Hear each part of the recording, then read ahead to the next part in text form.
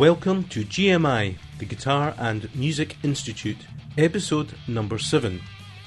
We need to talk about improvisation. My name is Ged Brockie, and over the next half hour or so, I'm going to be talking about a subject that a lot of people find confusing and find really difficult to understand, or perhaps have tried for many years to improvise but can't really get their head around it or make much progress. So hopefully how I have actually dealt with the subject and developed as an improvising musician can help you in your quest to be an improviser. Or perhaps you're already an improviser and you just want to hear someone else's point of view.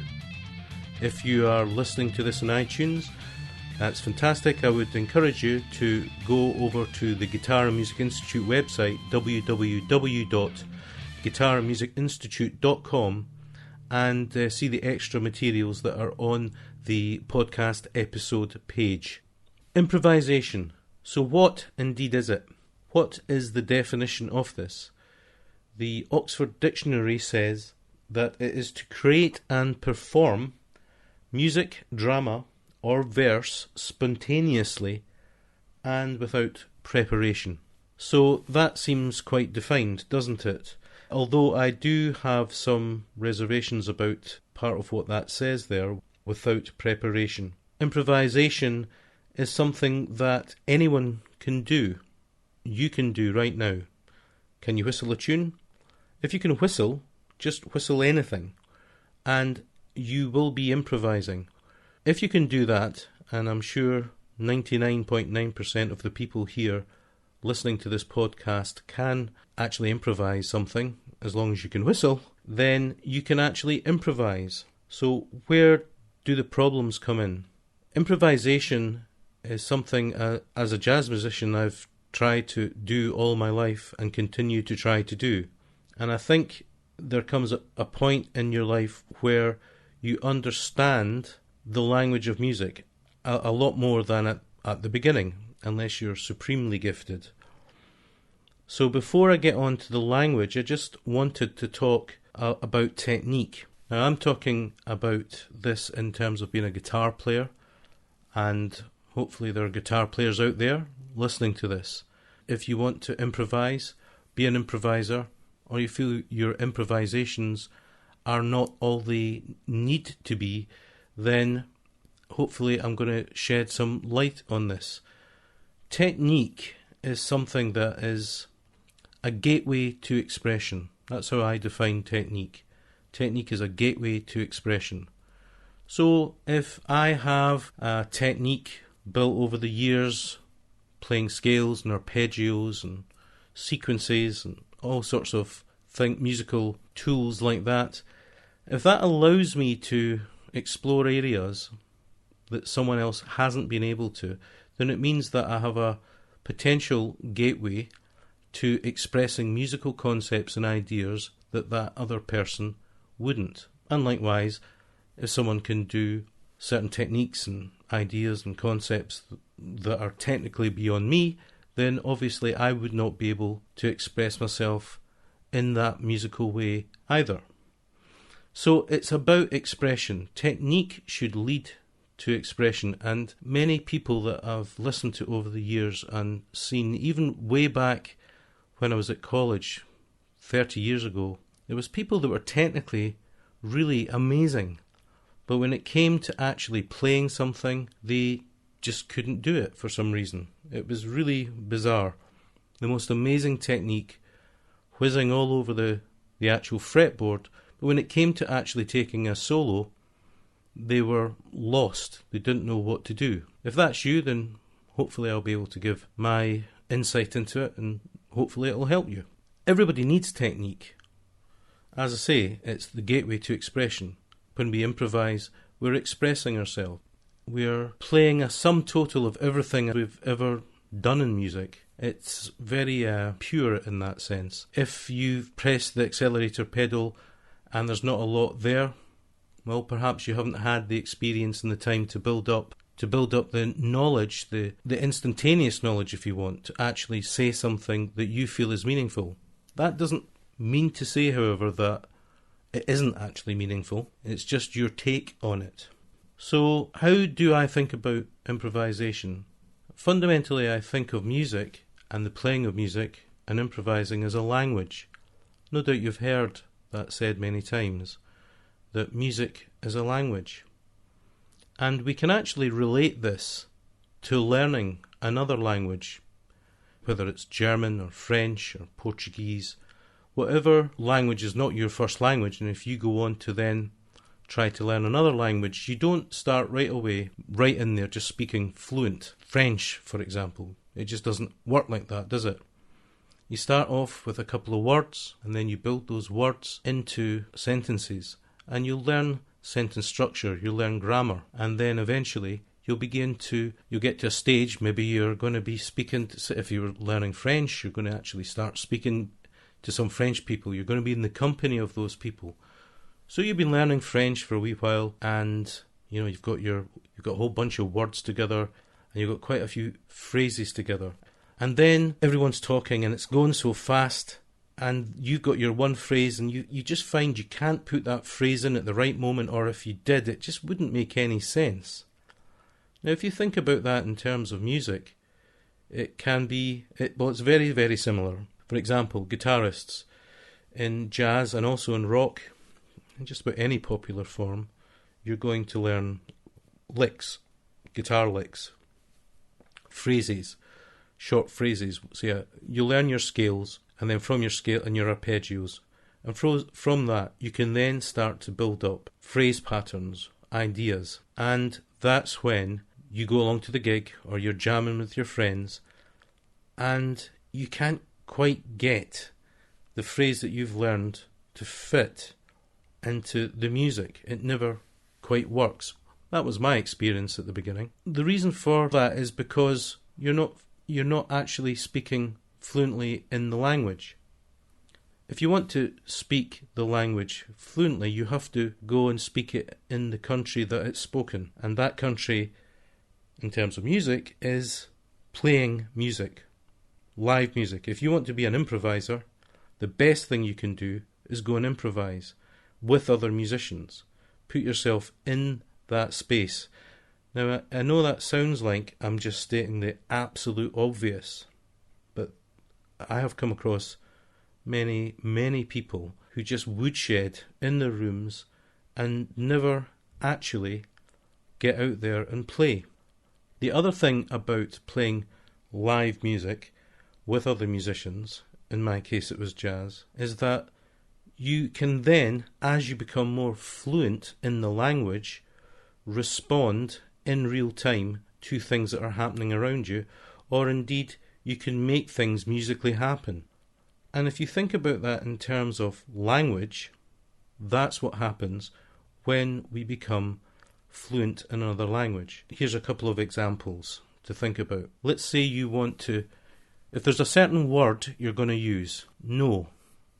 Now, no is a word that can be used in many, many ways. It has many, many meanings in a sense. It's a negative, but it can be as a positive, can't it? No. Well, is that negative? That doesn't sound very negative, does it? No. Absolutely. No. Now, no there definitely is not. Now, music and the way we use the phrases we have, once we're more fluent in the language, can be used in exactly the same way. In other ways, we can use words to suggest something in a comical fashion by putting them in a scenario, a verbal scenario that doesn't actually fit. And that's where comedy, I guess, lives, doesn't it? You can have exactly the same effect by playing a tune. For example, I used to play in a band called the Scottish Guitar Quartet, or SGQ, and sometimes we would, for a laugh, say how many times we could put a certain phrase into a solo throughout the evening over the solo sections, and it might be something silly like da da da da da da da da, within an actual jazz solo. So there's an example of using something that's probably not appropriate, but done against another harmonic medium can sound quite funny. I'm sure you're all sitting there absolutely wiping the tears from your eyes with that joke there. But what I'm trying to say to you is there's so much nonsense talked about improvisation, and people can make a lot, or people have made and do make a lot of money from making the things so complex. Now, it's a difficult one to really go into because it's to improvise. It says in that definition that it's without preparation. My problem with that is when you improvise, you've been preparing all your life. When I improvise, I may not say anything original or say anything musically that I haven't said before. But because I'm in the moment, it actually has a power, hopefully, and a honesty that isn't like I'm reciting a speech. So if you are in a rock band and you learn a solo and then you play it note for note the same way, which is probably, if you've got a following, people like to hear the solos from the songs exactly as is. I mean, you're reciting there, aren't you? You're not. It's called a solo, but it's a solo recital. You're not just creating something in the moment. But even if you are creating something in the moment, you're creating it from all the ideas that you've ever thought of or played or practiced in the years that went before. And this has to be true, because if you think about it, the words you use, 20,000 words or 30,000 words a human will know in their own language. It's the same words that we're using time and time and time again. And right now, I'm improvising. I've got a topic and I've got a parameter, and that means I'm going to talk about this subject. All the words that I'm using to speak to you right now, I've used before. There are no new words. And the phrases that I'm using and the way I'm putting these phrases together, there's nothing new in any of that. If I wanted to create emotion, I could say it very quietly, or I could say it very loudly, and that's a dynamic control. If you think about that in terms of music and soloing, it's a spontaneous creation of melody. Well, it is, but it's not. It's a bit of everything. It's based on everything you've ever done, everything you've ever practiced, every gig, everything that has made you the musician you are when you solo, that comes out, and that is the truth.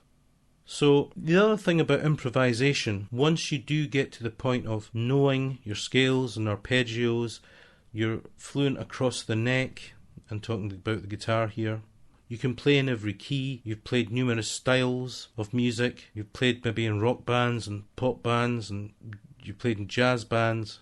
Once you get to a level where you can speak without music, without thinking about what you're doing, then you truly are beginning to speak the language.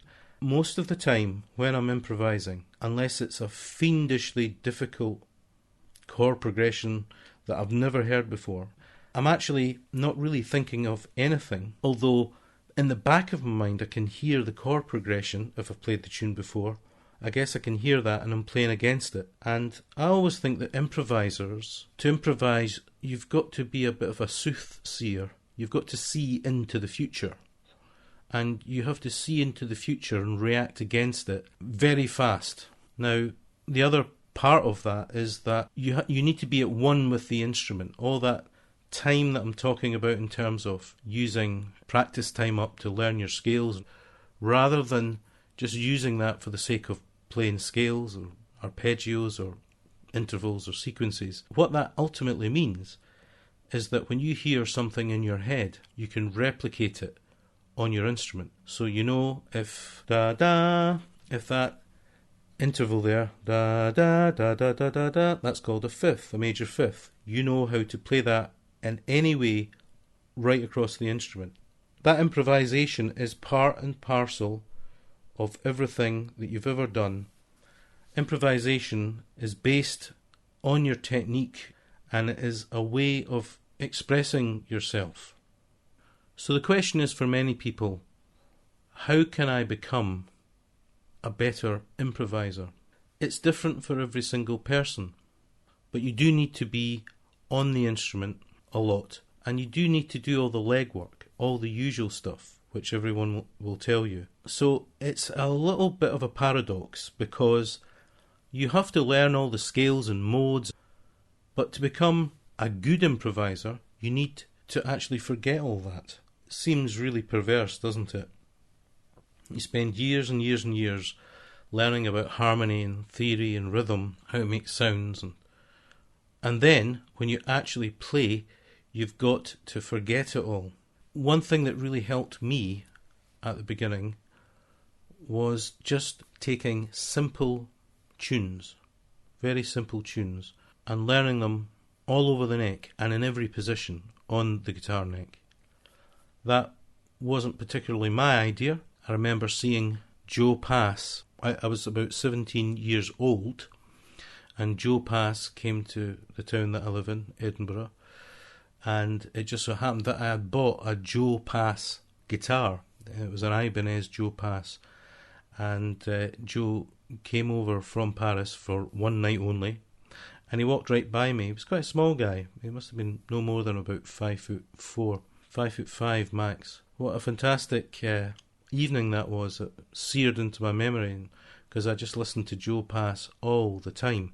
Joe he was playing the guitar, he took questions and answers. Well, there was a couple of classical guys in front of me, I remember, and the question they asked was, why do you use a pick? And he said, well, if I didn't use a pick, I wouldn't be able to play anything. He then, I remember, he went on to stop playing with a pick, as I can remember. He went on to just using his fingers. But Joe's advice in terms of improvisation was learn the tune, learn the chords, the harmony behind the tune, learn how to play it all over the neck. So what I did was I went out and bought a book of Scottish reels and jigs. It seems a million miles away from jazz guitar, but they were really fantastic. There was a book which I still have called Kerr's Merry Melodies, and it's just packed full of badly sort of printed old Scottish reels and jigs. They were really great because it gave tonal centre. It really put that tonal centre right down. So it's in A major, and I learned them in as many places as I could at the time, all over the neck. And they're in 6/8, and 4/4, and 2/4, and 3/4, the different types of songs. And I found that really, really helpful. And I think for everyone, it's important to get the basics down. I hear a lot of young players, and they can play every altered scale, and they can do, all sorts of stuff. But there's no real core to it all. So learning simple tunes to begin with is a great grounding. And I would still recommend Scottish or Irish reels and jigs to anyone out there. You can get them now all on the internet. Learn simple tunes in as many different keys and in as many different positions on the neck as possible. Because the more you do this, I always think learning music and becoming a musician, it's a bit like a riverbed, with sediment falling on it. It builds up over time. Nothing's ever wasted. All of those little ideas, music's music for me. It doesn't matter what kind of music it is. It's all kind of the same. So I'm talking about Western music here. That's all stored away, and it came in, and it does come in useful throughout my life.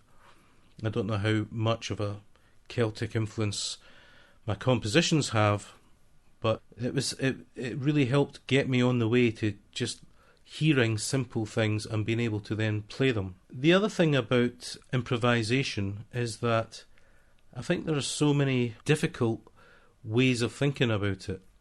For me, the main scales are pentatonics, both major and minor, however you want to think about it, the major scale, the melodic and harmonic minor, the whole tone, and the diminished scale.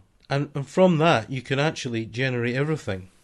So I hear a lot of young players playing really awkward stuff, as I said earlier, or quite dissonant music, but can't really hold down, a simple melody. There's nothing, you're not going to go away whistling it. I'm not saying that you have to play music that is whistleable or indeed memorable. Everyone can do whatever they want. It's up to them. For me, I kind of like melodies that I find that I can, approachable, I suppose.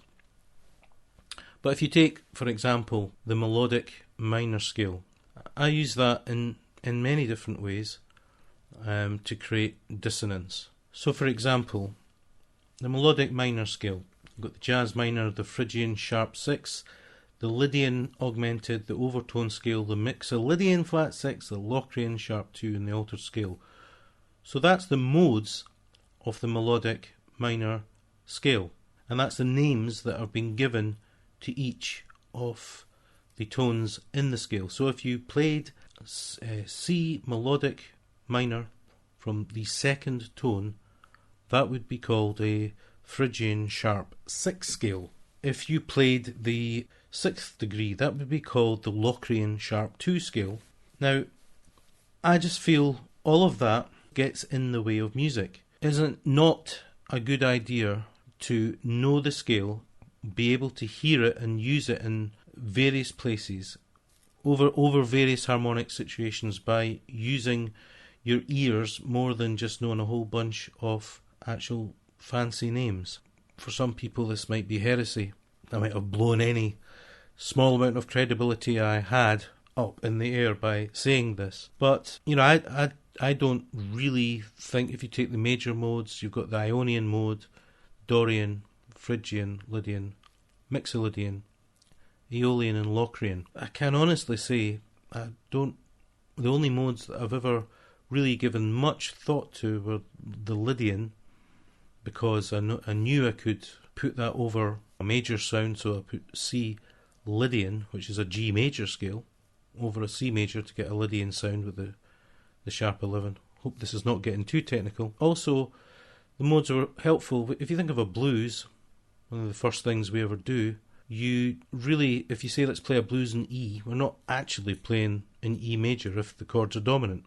E7, A7 and B7 if it's just a 3-chord blues. So I guess the scales you would use over that would be, if you were going for a more linear sound and not a real blues sound, would be E Mixolydian, A Mixolydian and B Mixolydian.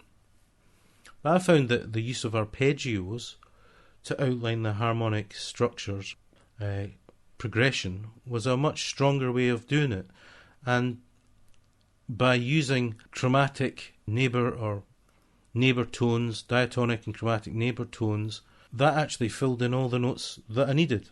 So I'm giving you my way of doing it. I'm not saying that you shouldn't study and understand all the mechanisms behind it. I mean, I love harmony, read millions of books on the whole thing, not millions, but a lot. But I just feel that it's very easy to quickly become sidetracked with modes and what goes over this and what goes over that, and you're thinking all the time and you're not listening. That's the crucial thing. If you actually learn to speak the language, you won't be thinking of anything. Just like right now, I'm not thinking of any grammatical rules whatsoever. I'm merely speaking, and in perhaps a clumsy way trying to get over my point. And within that, there is an emotional context. By the way, there was something earlier that I was talking about, which was context, or I was at least alluding to it, context. Just to go back to my discussion about music and improvisation as a language, the harmonic progression gives a context for the kind of ideas that you hopefully will be able to come up with. Some people ignore the song altogether. I kind of think that's a bad idea. If you are of the opinion that regardless of what the chord progression and style of music that you're playing is, and that you'll just play what you play, then ultimately I feel that could lead down, well, it's going to lead down one of two paths. One is you're an utter genius and everyone will think you're an amazing, amazing person who's broken the mould, or the other one is that all your solos start to sound the same. So I think contextualising your music is really quite important. So again, back to I hope I'm not boring you with this, my language example. If I meet up with a bunch of friends and we go out for a coffee, there's certain expectations of what we'll be talking about. So being a bunch of guys, it will probably be football, not American soccer, the European game. It will be about work, just the usual things that men talk about. You know, the new tools they've got to, or if it's guitarists, it'll be about guitars. Now, within that context, it's unlikely that I will be talking about intimate problems that I have, or I would be talking about my childhood, or talking about I'm not feeling well and I think I might have a terrible illness, or talking about a family member or something like that. So I'm contextualising my actual speech to the actual surroundings and the surroundings that I find myself. And that's why I think it's important to do the same in music. That your musical output, your improvisations, should be contextualised to the harmonic progression and the style of the music that you're playing. So how do you go about contextualising things? Well, you've got to listen to the melody, and here's a very simple example of a contextualising music in a way that wouldn't work. Let's say you're doing a little pop gig somewhere. It's piano, guitar, bass, and a singer, female singer, and you're doing Burt Bacharach numbers.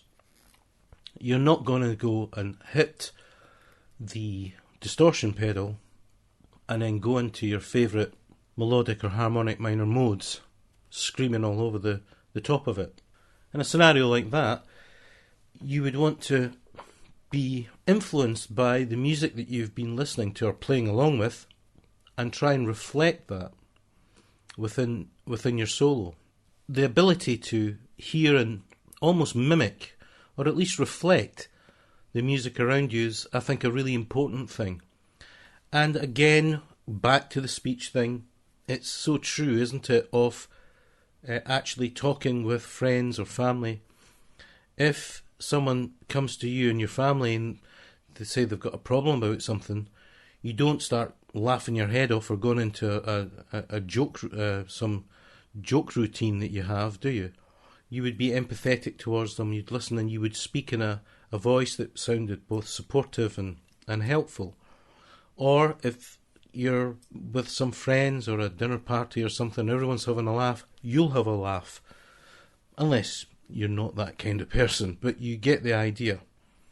You're sort of reflecting those around you and the circumstances, and it's the same with music, that you will reflect, I guess, what is appropriate for the music that you're playing. If you're in a band that goes on boats and you're doing the ships and things like that, well, or if say you're in the theatre, there's many times when you'll have a solo and it will be X number of bars, and you just got to play something that works within that, because it's not really like a jazz gig, or if you're playing heavy rock and you've got a open solo, it's just a set amount. How do I sum all this up? Obviously, you need to work on your instrument. You need to learn your scales and your arpeggios, and if you're into modes, learn your modes. I certainly wouldn't tell you not to be. You've got to learn all the various harmonic devices, learn lots of tunes, learn lots of songs, learn simple songs, play them all over the neck. Try and sing along with the lines that you're playing. Sing the scales. Make sure that you practice in all of the keys. That's really important. Not just some, but all of the keys. And there's no other way of wanting to get better than to actually play. If you go out and play, you will come on a lot more. Now, it's never easy. I remember when I was telling you earlier about me being at music college, I remember going home once and saying to my partner, "Oh, I just can't play." You know, I was like 21 years old. I came to the guitar quite late. I was 15. I had a musical background, but before that, so I'd been playing for about 6 or 7 years, and I was just distraught because I just felt I couldn't do anything. But as the years went by, believe it or not, I got to the stage where at least I felt I could do something. You know, I feel that when I improvise, I don't need to think about anything. I'll just push the gas pedal, and hopefully something that other people can appreciate comes out. And so, last thing I'd like to say is that music clarifies things in so many ways. And I think the sort of person you are will come out in music. So if you're an uptight sort of person, your improvisations and your music playing in general will probably sound uptight. If you're a more romantic person, I genuinely believe that will come through. If you're an angry person, that will come through. It's very difficult, I feel, to hide who you truly are with music, but that's how I have found it. By continually persevering, by playing in just about every musical scenario that I could think of, by constant study through the years, and thinking about music, and also in terms of composition, which is a form of improvisation if you think about it, but it's over a longer period of time, and there's time to craft that right down. Like John Williams said about his melodies, they don't just happen. He spends hours at the piano just crafting them. In composition, you have that time to craft. In improvisation, it is immediate. Sometimes it will go right, sometimes it will go wrong. That's just life. That happens. And you learn from your mistakes. And you will learn as time goes by. You'll hear similar progressions being played over and over again in different tunes. And everything that you've learned before will come back and be used in some way. Hopefully you found this of interest. If you disagree with me or agree with me, found this of use, it would be great to hear your thoughts. Improvisation is a massive, massive part of my life. I love the fact that I can actually go out and express myself as best I can as a musician. It's all I ever wanted, I guess, to do, and it still is what I want to do. Thanks for listening. My name is Ged Brockie. It's been a pleasure having you listening to me today. In the next podcast, we'll be back to our usual format, which is my interviewing somebody interesting in the music world. So thanks for listening.